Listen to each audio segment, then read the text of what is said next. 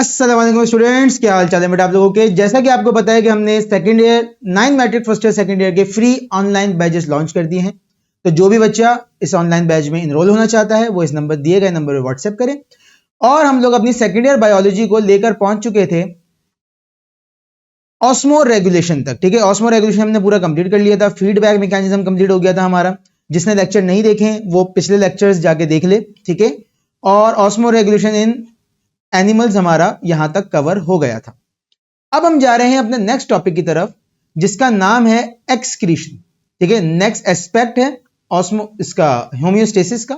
ठीक है, आ जाइए एक्सक्रीशन। ठीक है, सबसे पहले तो बेटा एक्सक्रीशन की डेफिनेशन क्या है इस बात को समझिए। ठीक है, बहुत से बच्चों को एक्सक्रीशन की डेफिनेशन ही नहीं आती। आ जाइए, देखो बेटा एक्सक्रीशन की डेफिनेशन है it is a removal of metabolic waste in the form of liquid from the body. ठीक है, यहां पे लिख रहा हूं removal of metabolic waste from body in form of liquid.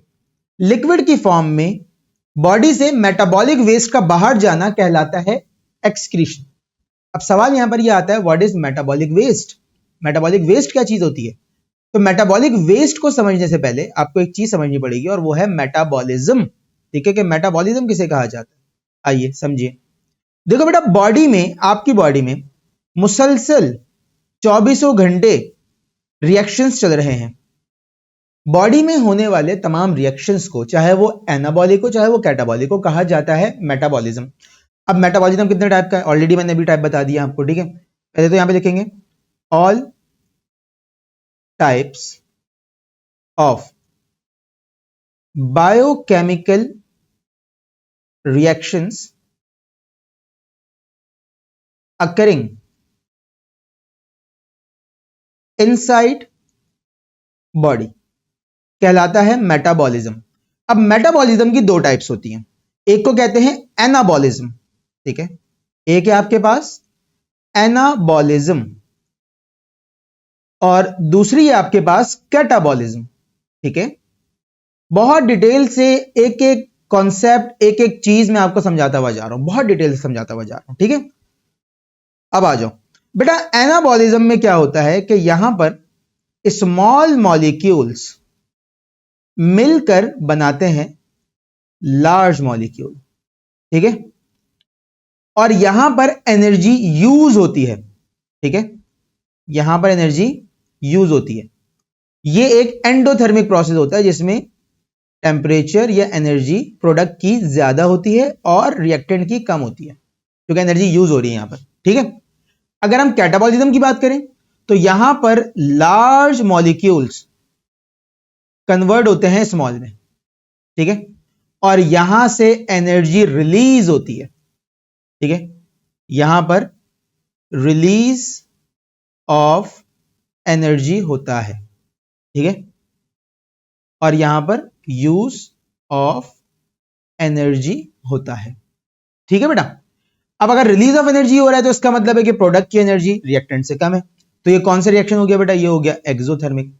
आपने कहा सर ठीक है समझ में आ गई, एग्जाम्पल देके बता दें एक एक ताकि और क्लियर हो जाए हमें। मैंने कहा ठीक है एग्जाम्पल दे देता हूं बेटा। देखो अब अगर मैं इसकी एग्जाम्पल देना चाहूं तो एक ही एग्जाम्पल लग सकती है यहां पर। मिसाल के तौर पे प्लांट्स की बात कर लेते हैं। प्लांट्स में कार्बन डाइऑक्साइड, ठीक है, और वाटर मिलके क्या बनाते हैं? मिलके बनाते हैं ग्लूकोज, और प्रोसेस का नाम होता है फोटोसिंथेसिस। ठीक है, देखो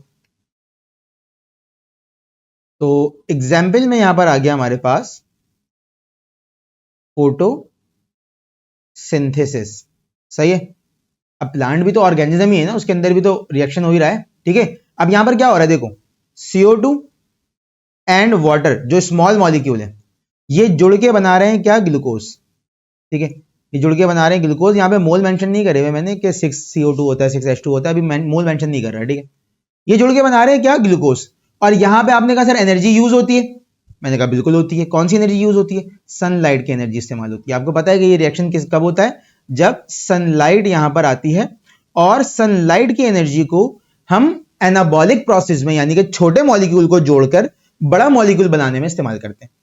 ठीक है, और यहां पर क्या हो रहा है, इसी प्रोसेस को उल्टा कर दो। जैसे कि मिसाल के तौर पे हमने ग्लूकोज खाया, ठीक है, आपको किसी ने कोई चॉकलेट लाकर दी और आपने वो खा ली।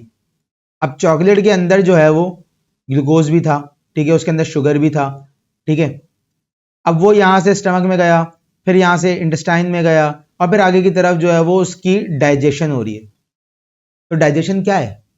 डाइजेशन की डेफिनेशन ही ये है कि हम लार्ज कॉम्प्लेक्स मॉलिक्यूल्स को कन्वर्ट करते हैं सिंपलर फॉर्म में, बड़े मॉलिक्यूल को छोटे मॉलिक्यूल में तोड़ लें। तो यहां पर यही तो हो रहा है। अब देखो मिसाल के तौर पर ग्लूकोज खाया तुमने, ठीक है, ग्लूकोज कन्वर्ट हो जाएगा यहां पर किस चीज में? वाटर एंड कार्बन डाइऑक्साइड में। आपने पढ़ा होगा फर्स्ट ईयर के अंदर चैप्टर बायोएनर्जेटिक्स के अंदर glycolysis, Krebs cycle, electron transport chain, ये सब क्या चीज है? ग्लूकोज के टूटने का अमल है। और अल्टीमेटली यहां से क्या रिलीज होता है? यहां से रिलीज होते हैं 36 ATP. What is ATP? ATP is energy. ATP क्या है? एनर्जी है। ठीक है, तो बेटा ये कैटाबॉलिक की एग्जांपल है, कैटाबॉलिक प्रोसेस की एग्जांपल है।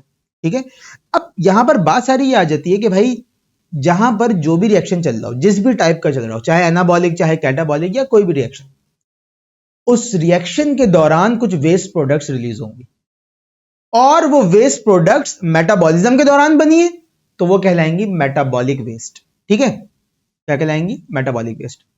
ड्यूरिंग एवरी मेटाबॉलिक प्रोसेस या metabolic reaction, waste products are formed. Waste products बनती हैं जिनको हम क्या नाम देते हैं? मेटाबॉलिक वेस्ट नाम देते हैं। अब ये मेटाबॉलिक वेस्ट अब कहीं पर भी बन सकता है, सेल के अंदर हो रहा हो या मेटाबॉलिज्म किसी ऑर्गन के अंदर हो रहा हो। ठीक है, वैसे ज्यादातर 99% सेल के अंदर ही हो रहा होता है, ठीक है, और ब्लड के अंदर चल रहा होता है कुछ मेटाबॉलिज्म। ठीक है, तो ये जो मेटाबॉलिक वेस्ट बना है ये सारा का सारा कहां जाएगा? सेल अपने अंदर तो रखेगा नहीं। एक सेल के अंदर मेटाबॉलिज्म चल रहा था, ठीक है, मिसाल के तौर पे एक सेल था, उसमें मेटाबॉलिज्म चल रहा है, उस दौरान कुछ वेस्ट प्रोडक्ट बन गई। अब वो सेल अपने पास स्टोर थोड़ी करेगा, वो सेल से निकाल देगा, और जब सेल से निकलेगा ये वेस्ट प्रोडक्ट तो कहां जाएगा? ब्लड के अंदर चला जाएगा। कहां जाएगा? ब्लड के अंदर। सारा मेटाबॉलिक वेस्ट डंप हो जाता है कहां पर? ब्लड में। अब ब्लड में ये मेटाबॉलिक वेस्ट आ गया भाई। अब ब्लड की भी एक कैपेसिटी है ना, आपके डस्टबिन की एक कैपेसिटी है वेस्ट स्टोर करने की। ठीक है, या फिर अगर एक ट्रक है, ठीक है, एक जो है वो कचरे वाला ट्रक है, तो भाई उसकी भी कैपेसिटी है वेस्ट स्टोर करने की। जब तुम बढ़ाओगे तो ओवरफ्लो होगा और फिर मसला होगा।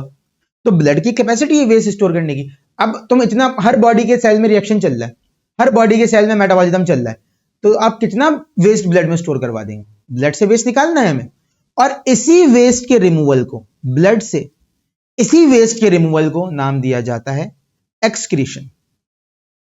ठीक है, तो समझ लो ये तो मैंने अपने टॉपिक की तमहीद बांधी। उर्दू में, अच्छी उर्दू में वर्ड है तमहीद, यानी कि इंट्रो दिया है सिर्फ टॉपिक का।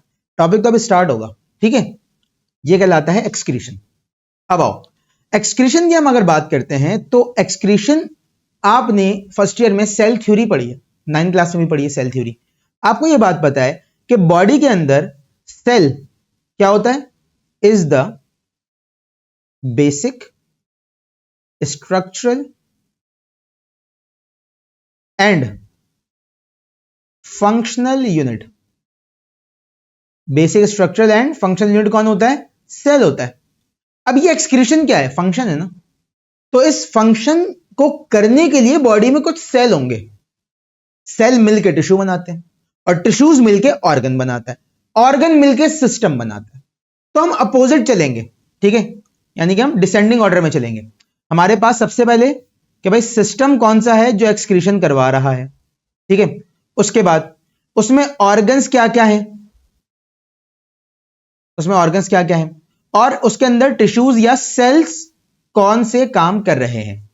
तो बॉडी के अंदर एक्सक्रीशन करवाने का जिम्मेदार जो सिस्टम है बेटा, उसको नाम दिया जाता है यूरिनरी सिस्टम। ठीक है, या फिर इसको एक्सक्रीटरी सिस्टम भी कह देते हैं,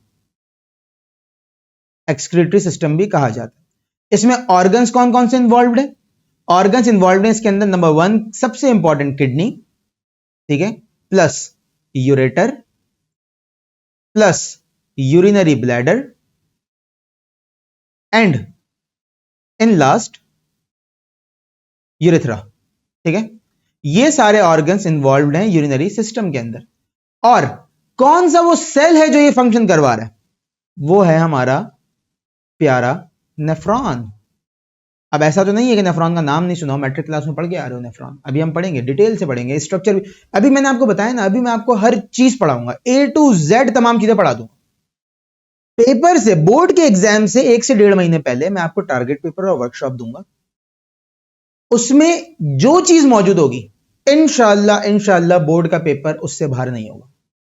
क्योंकि देखो, कॉन्सेप्ट हासिल करना, चीज को समझना और पढ़ना बहुत जरूरी है, और पेपर के अंदर अच्छे मार्क्स लाना भी जरूरी है। तो हम दोनों चीजें कवर करेंगे।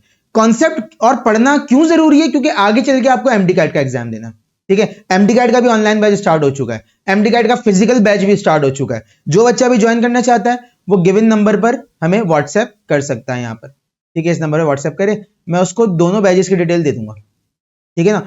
तो एमडी कैट भी स्टार्ट हो चुका है, सही है। तो आप आगे चल के आपको एमडी कैट का पेपर देना है, और MD CAT is wholly solely conceptual paper, conceptual exam. वहां पे सिर्फ एमसीक्यूज आते हैं, और एमसीक्यू में 5 ऑप्शन है, आंसर आपके सामने, लेकिन कॉन्सेप्ट आता होगा तो टिक करोगे ना, सही। तो इसी वजह से अभी तो मैं डिटेल पढ़ा रहा हूं तुम्हें हर चीज। एमडी कैट के बैच में बताऊंगा कि इस डिटेल को एमसीक्यूज में कैसे लगाना है, और बोर्ड के एग्जाम से 1 से 1.5 महीने पहले मैं आपको बता दूंगा कि बोर्ड के पेपर में क्या आने वाला है, ठीक है। टारगेट पेपर और वर्कशॉप प्रोवाइड कर दूंगा आपको, ठीक है। तो अभी तो हम पूरा पढ़ लें। अब आ जाओ, सबसे पहले तो हम बात करते हैं बेटा urinary system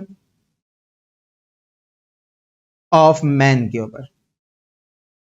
urinary system of man के ऊपर बात करते हैं। अब अगर हम यूरिनरी सिस्टम ऑफ मैन की बात करें तो सबसे पहले तो हमें यह देखना है कि बॉडी में ये मौजूद कहां पर है, ठीक है। बॉडी में ये सिस्टम कहां मौजूद है? मिसाल के तौर पे ये एक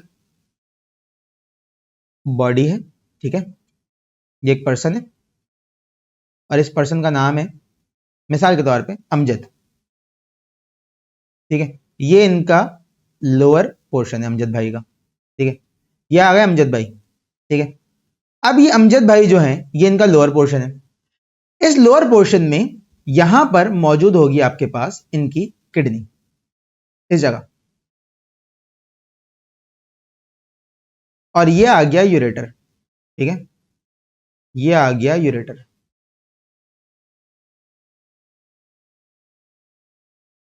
ये हो गई राइट किडनी, और ये हो गई आपके पास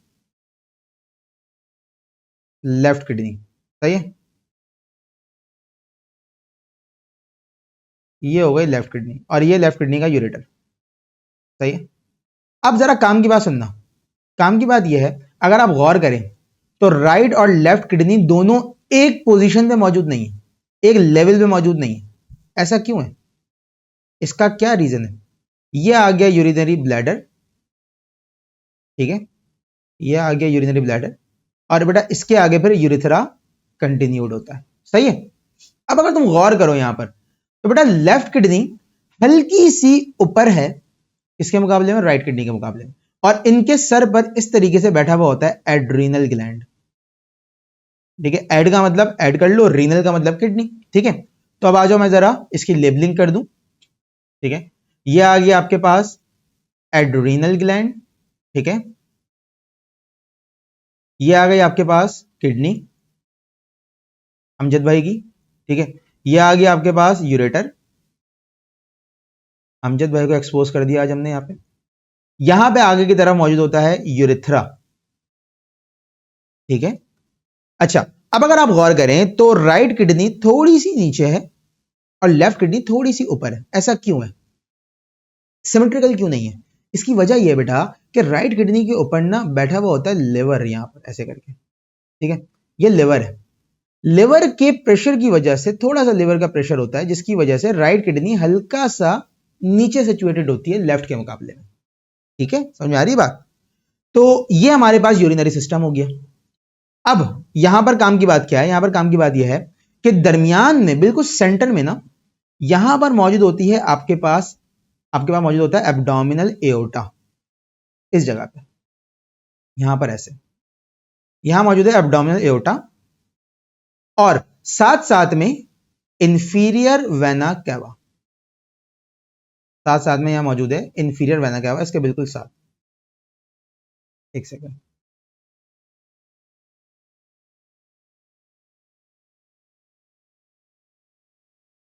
सही है बेटा। अब देखो ये आ गया आपके पास इंफीरियर वेना कैवा। अब जरा गौर करिएगा, यहां पर जो ब्लड है आपके पास इंफीरियर वेना कैवा में, ये जा रहा है हार्ट में वापस, ठीक है, ये जा रहा है हार्ट में वापस। गौर करिएगा जो समझाना चाह रहा हूं, सही है। और जो ब्लड आपके पास एओर्टा में है, एब्डोमिनल एओर्टा में है, ये जा रहा है हार्ट से दूर। ये बात तो आपने फर्स्ट ईयर में पढ़ ली होगी ना, कि arteries take blood away from the heart and veins take blood towards the heart, ठीक है। अब जरा गौर करिएगा, यहां पर देखिएगा, यहां से एक एक ब्रांच निकल के चली जाती है कहां पर, किडनी के पास, ठीक है। यहां से एक एक ब्रांच निकल के चली जाती है किडनी के पास, और ये कहलाती है रीनल आर्टरी, ठीक है। इसका नाम है रीनल आर्टरी, सही है, जो किडनी के अंदर ब्लड लेके जा रही है, सही है। और जो ब्लड किडनी से वापस आ रहा है, इसको नाम दिया जा, ये आता है रीनल वेन से वापस, यहां पर आ रही है रीनल वेन, ऐसे करके, ठीक है। ये रीनल वेन वापस आ गई यहां से,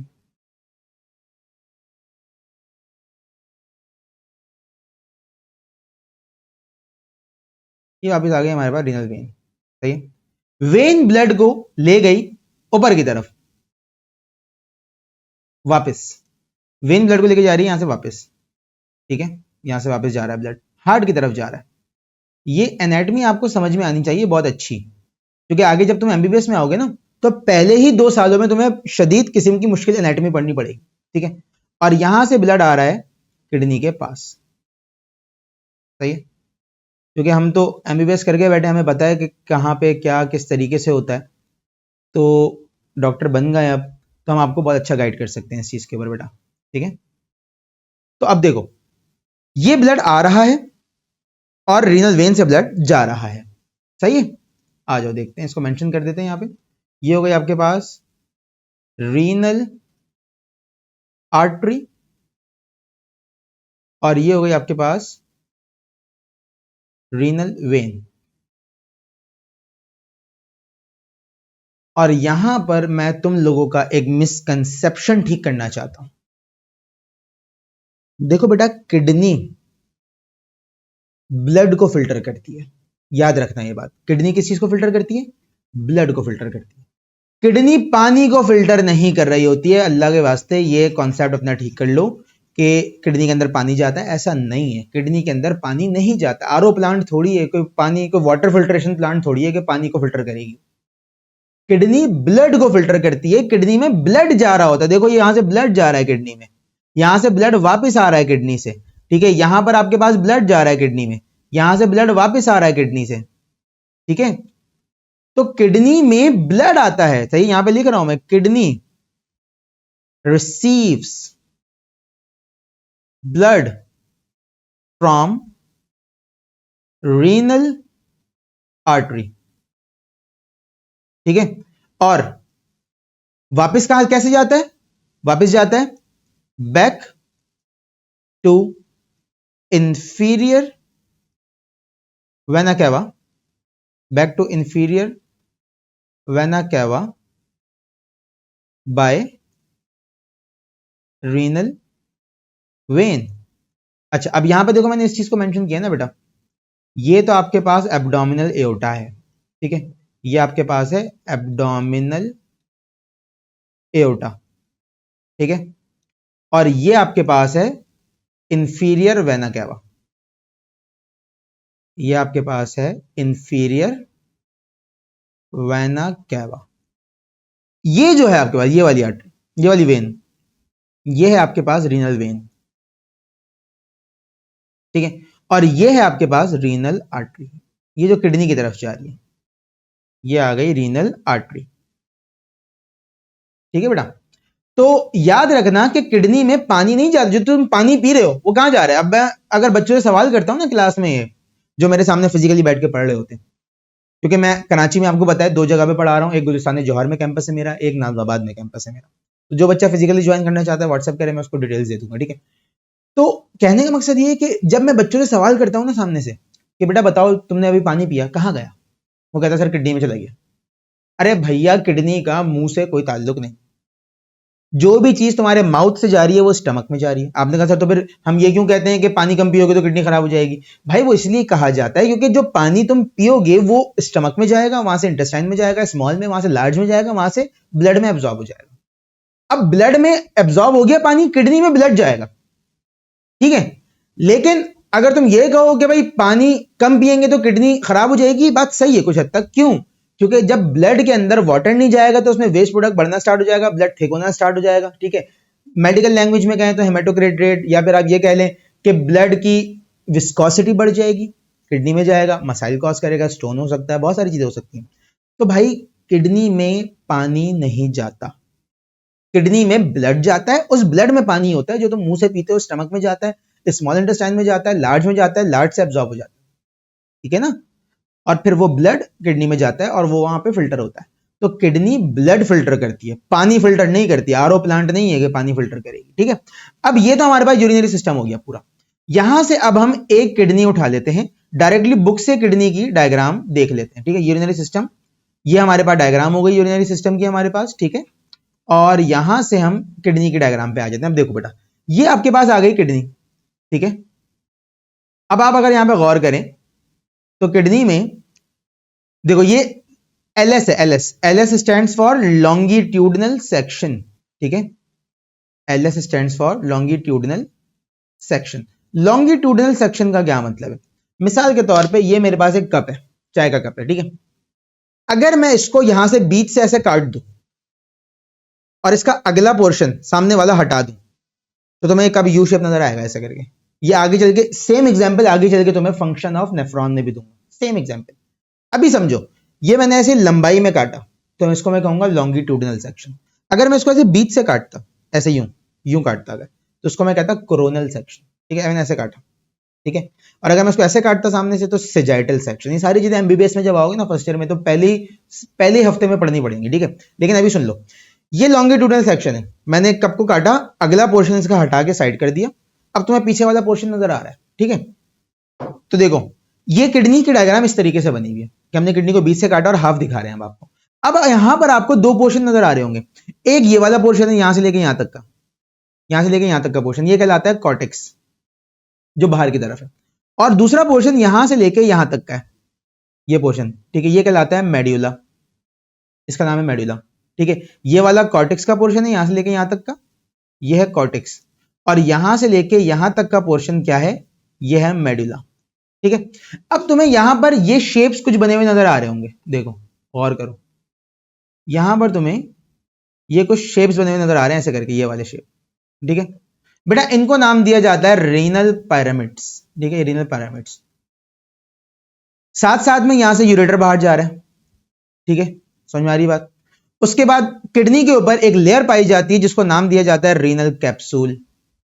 ठीक है, इसको यूरेटर कहा जाता है, ये जो यूरिन को लेके बाहर जा रहा है ब्लैडर तक। ठीक है, ये वाला पोर्शन जहां से ब्लैडर स्टार्ट हो रहा है बेटा, इसको रीनल पेल्विस कहते हैं, और नीचे वाले पोर्शन को हाइलम कहा जाता है। अब यहां पर मैं तुम्हें एक छोटी सी डायग्राम बना के दिखाऊं। ठीक है, देखो मिसाल के तौर पे ये आपके पास किडनी थी। ठीक है, ये किडनी थी। अब किडनी में 2 चीजें किडनी से बाहर जा रही हैं और एक चीज किडनी के अंदर आ रही है। ये यूरेटर, ये किडनी से बाहर यूरिन को लेके जा रहा है। ठीक है, यहां पर आपके पास रीनल आर्टरी जो मैंने अभी बना के दिखाई थी आपको, वो यहां पर किडनी के अंदर आ रही है। ठीक है, ये रीनल आर्टरी थी, ये किडनी के अंदर आ रही है यहां से।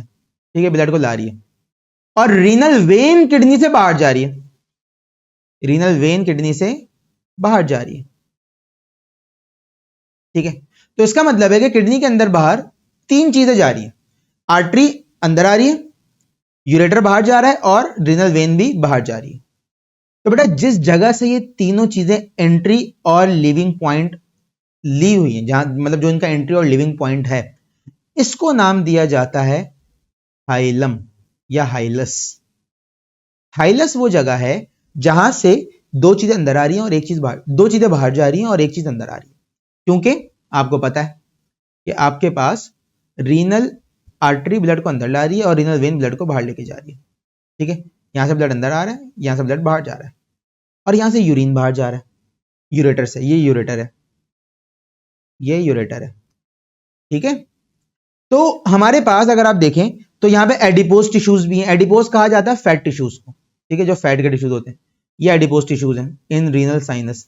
ठीक है, रीनल साइनस क्या किस चीज को कहा जाता है? Renal sinus are basically hollow spaces in kidney. ठीक है, रीनल कॉलम, अब ये कॉलम है, दो पायरामिड्स के दरमियान में कॉलम पाया जाता है। Renal lobe, major calyces. Major calyces क्या होता है कि जहां से यूरेटर स्टार्ट हो रहा है। माइनर कैलिक्स किसे कहा जाता है? माइनर कैलिक्स कहा जाता है कि जो यूरेटर की ब्रांचेस ऊपर की तरफ पायरामिड से कनेक्टेड है। ये पायरामिड है मिसाल के तौर पे। ठीक है, यहां से जो ब्रांच कनेक्टेड है ये क्या है? ये माइनर कैलिक्स है। और जब आगे चल के बहुत सारी ब्रांचेस कनेक्ट हो जाएंगी डिफरेंट डिफरेंट पायरामिड से, तो ये क्या बना देंगी? मेजर कैलिक्स बना देंगे। ये माइनर कैलिक्स है, ये मेजर कैलिक्स है। ठीक है, समझ आ रही है बात? तो ये आपके पास किडनी का क्या हो गया? स्ट्रक्चर हो गया। ठीक है, और किडनी के ऊपर की लेयर को क्या कहा जाता है? रीनल कैप्सूल कहा जाता है। ठीक है, तो बेटा ये आपके पास हो गया आपकी किडनी का स्ट्रक्चर। सही है, अब देखो यहां पे यही बात लिखी हुई है जो मैंने अभी तुम्हें थोड़ी देर पहले बताई थी। अगर गौर करो, गौर करोगे तो यहां पे तुम्हें नजर आ जाएगी ये चीज। ठीक है, देखें, एक सेकेंड, देखिए, the right kidney is located slightly below the left kidney. Right kidney left kidney से थोड़ा सा नीचे सिचुएटेड होती है, providing space to adjust the liver. Left kidney is slightly larger and closer to the heart. थोड़ी सी बड़ी होती है और हार्ट के करीब होती है लेफ्ट किडनी। देखो अब अगर मैं तुम्हें दिखाऊं यहां पर अपनी डायग्राम, तो यहां पर डायग्राम में देखो लेफ्ट किडनी थोड़ी सी बड़ी बनाई है मैंने और थोड़ी सी ऊपर सिचुएट करवाई है, थोड़ी सी ऊपर रखी है। क्यों? क्योंकि इसके ऊपर लिवर नहीं होता, जबकि राइट किडनी के ऊपर कौन होता है? लिवर होता है। राइट किडनी थोड़ी सी नीचे होती है और साइज में थोड़ी सी छोटी होती है। ठीक है, देखो यहां पे यही बात लिखी हुई है। सही है बेटा? तो अब ये तो किडनी का स्ट्रक्चर हो गया। अब हम जाएंगे थोड़ा सा आगे और बात स्टार्ट करेंगे किडनी के बहुत ही स्पेशल सेल जिसका नाम है नेफ्रॉन। ये बहुत मेजर टॉपिक है, मोस्ट इंपॉर्टेंट टॉपिक है इस चैप्टर का। इस चैप्टर का है most important topic, most important है। ये लाजमी आपने पढ़ना है, समझना है, इसका फंक्शन करना है, लाजमी करना है, लाजमी। ठीक है, मोस्ट इंपॉर्टेंट है। चलो बेटा अब जाते हैं अपने नेक्स्ट पार्ट की तरफ।